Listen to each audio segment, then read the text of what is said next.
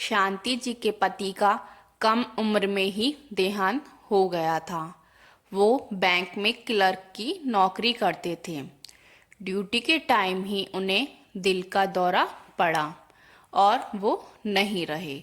शांति जी के भाई ने कोशिश करके शांति जी के पति की जगह शांति जी को नौकरी दिलवा दी ताकि उनके बच्चों का पालन पोषण हो सके। शांति जी ने बड़े ही कष्टों के साथ दोनों बेटों को पाला। शादियां की।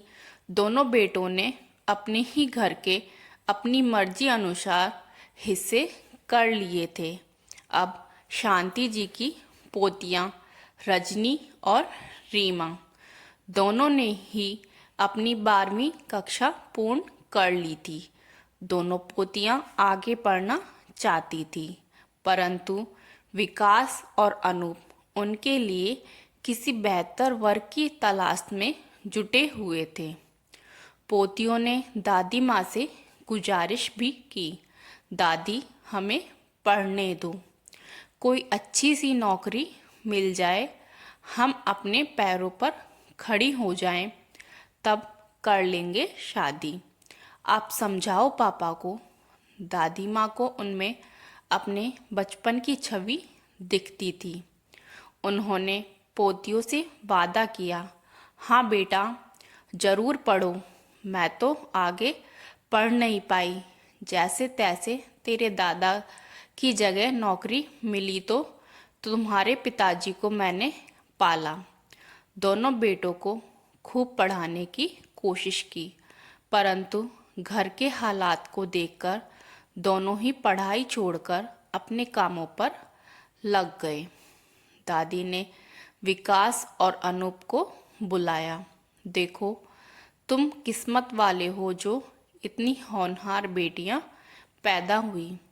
इन्हें इनकी आगे की पढ़ाई करने दो। अब विकास, माँ क्या करेंगी आगे पढ़कर?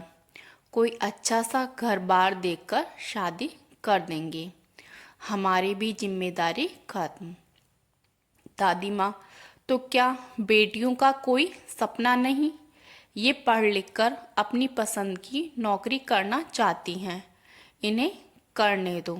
अनूप, माँ आजकल तो लड़के भी पढ़ लिख कर खाली घूम रहे हैं, नौकरी करने वाली लड़की से कोई जल्दी से शादी भी नहीं करता हमारी बिरादरी में। विकास, हाँ माँ, भाई ठीक कह रहे हैं, भला औरतों की कमाई से भी कभी घर चलते हैं, अब शादी कर देना ही सही है।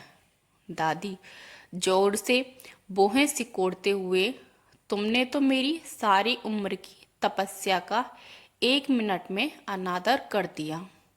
मैंने नौकरी करके ही तुम्हारे पेट पाले हैं, जिस नौकरी की वजह से आज तुम इतनी बड़ी बड़ी बातें करने लायक हुए हो, उसके लिए तुम्हारे ये विचार, मुझे खुद पर ही धिक्कार महसूस हो रहा है। अब तुम दोनों कान खोल कर सुन लो, मेरी पोतियां जरूर आगे पढ़ेंगी, जो उनका मन होगा वहीं नौकरी भी करेंगी। मेरी पोतियों को पढ़ाओगे, उनकी मर्जी की नौकरी उन्हें करने दोगे, तब ही मेरी वसीयत का खुलासा करूंगी, नहीं तो सारी जायदाद पोतियों के ही नाम कर जाऊंगी। ये जो तुमने बेटियों को कच्ची उम्र में ब्याहने की जिद पकड़ी है, तो देख लो सीधे सीधे सारी जायदाद बेटियों के साथ ही उनके ससुराल चली जाएगी।